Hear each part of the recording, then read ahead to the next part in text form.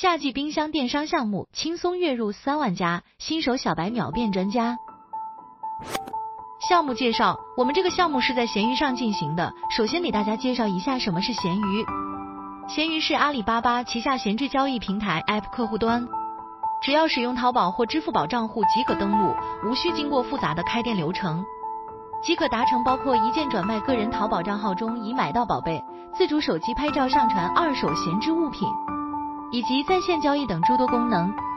为什么选择闲鱼平台呢？因为它门槛低，一个手机就能开始操作，